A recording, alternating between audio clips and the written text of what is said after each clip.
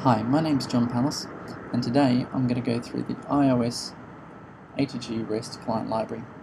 So this is a library that enables you to get your iPhone application communicating to your ATG e-commerce server up and running much faster. It allows faster development of iPhone, iPad applications for your ecom site. What I'm going to show today is I'm going to briefly go through the overall architecture of it. Then I'm going to have a look at the ATG side, have a look at the data binding tools that come with it.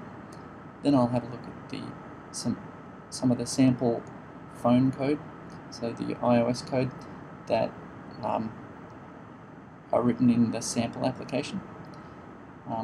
And having done that, I'll show you what it looks like in a demo. Okay, so the higher level architecture. So on the ATG side, we've got your standard ATG client code. So this is the web shop that you currently have. This then communicates to the ATG REST module, which is the out-of-the-box ATG module. Then the communication comes across to here, so the iOS ATG client. So this is the section, the bit that I've written. This then communicates to your standard phone application. So this layer handles all the session management, logging in, logging out, retrying logic going to your ATG server. So this frees the iOS developer from having to know the complexities of this communication layer. It means that they don't have to worry about what happens if the connection goes down, how will it respond. So it's all handled for them. So the beauty of the client library is basically to make it faster and more reliable to get your application up and running. Okay, so it's a pure Objective-C library that hides a lot of the complexity involved in getting bound up to ATG.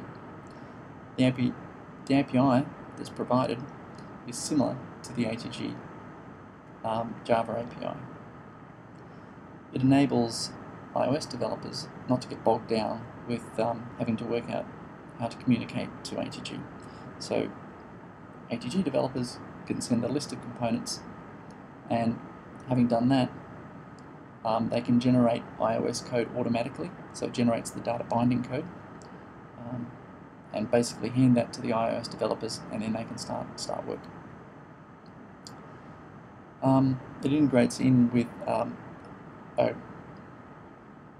graphical library which helps you build your applications much quicker. So why develop your ATG iOS applications in this way? Well, there's going to be only one version of the code stored in ATG, so this is going to make it faster to build. It's also going to go on to the next point, which is it's going to make it more reliable and robust. It's going to get you to the market faster because you've got to do less writing of the code yourself. It also comes with a number of GUI tools which are going to help you in building your application.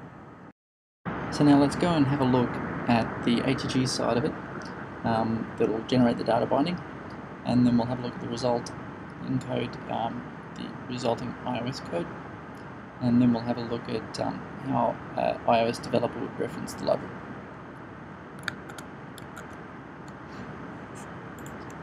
Okay, to get the data binding to work, we modify the ATG repository. So when we modify the standard ATG repository, we simply add some extra attributes to it. So here you can see that I'm adding some mobile attributes to particular fields. So I'm asking for the ID to come through, and you can see here I'm asking for the display name to be surfaced through as well. So there's an ATG component, the iOS data binding code generator, which will go off and generate the iOS code. Let's go and have a look at it. So it's configurable. We can give it the prefix that we want these generated classes to have, and where we actually want them to be generated to. And where I want them to be generated to is actually here, into my generated code. So if I come down here and I say generate all classes,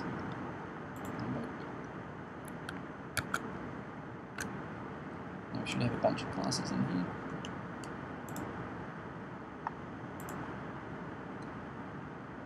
So we've got these generated. Now we'll go off and have a look at what's in them. So here we can see the product. So we've got a product, and you can see what it contains. It contains SKU information, image information, and it gives a little bit of extra information about the types of information that's inside the list. This is used for when you're doing the iterating through a list and stuff like that. Okay, so all this code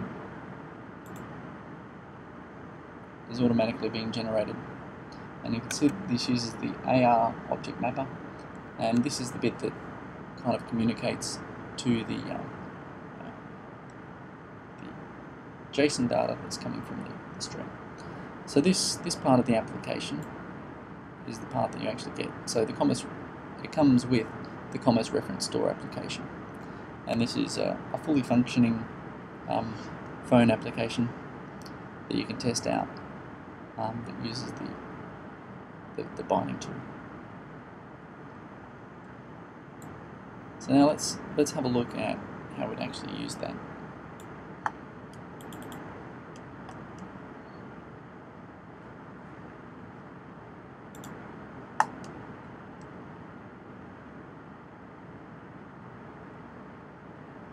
Let's have a look at the search.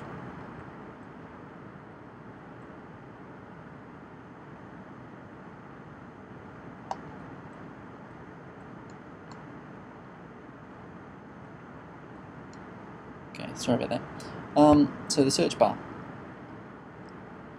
You can see that the component resolver is being used here. So the component resolver execute the method with parameters.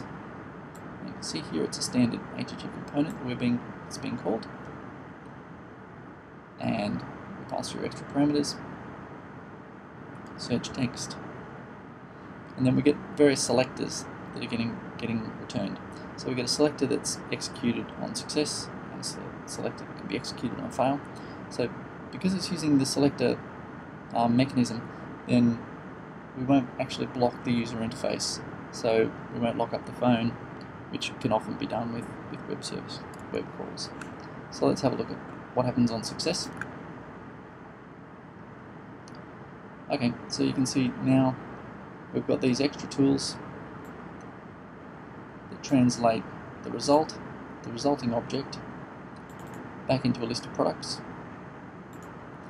and then we can go off and display them and do whatever we want. So here we're telling our table to reload.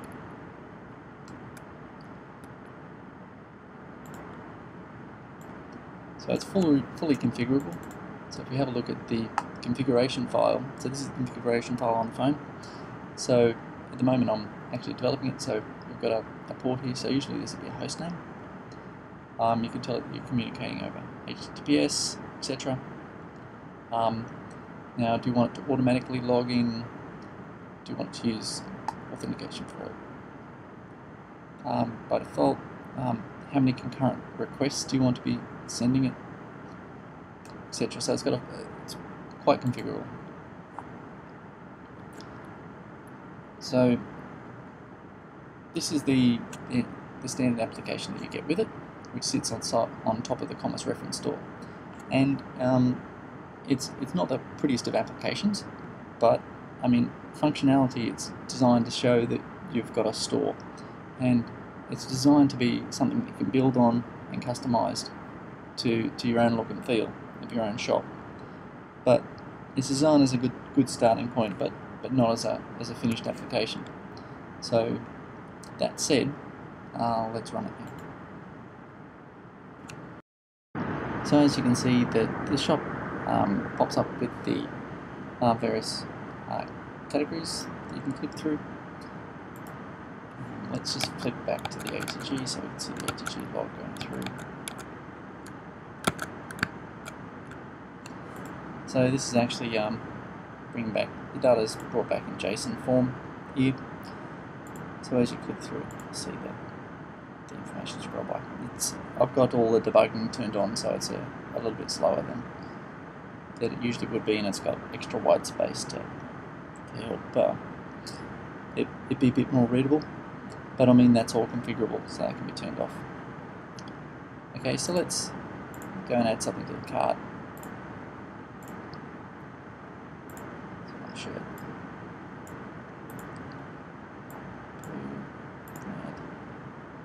So you can see that's gone into my cart now. I'll come back. Lots of pants. Let's be optimistic. 32. So you can see that it's picking up all the SKU information. All the SKU information is coming down. See here in the JSON, it's being picked up by the iPhone app here. So we can add that back in. Okay, so we can also go to our cart. Now we can say no, we need those. And then update our cart. Okay. So it's also got the search facilities, so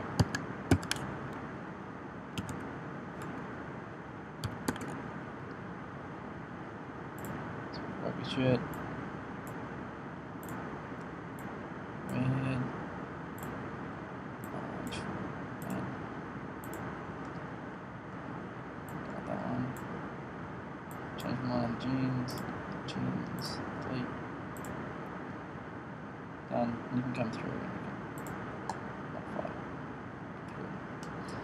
So this is all done with a user that's being picked up. So we can close our app. You see we've got 3 things in the cart. Come back to it, and the connection will be preserved.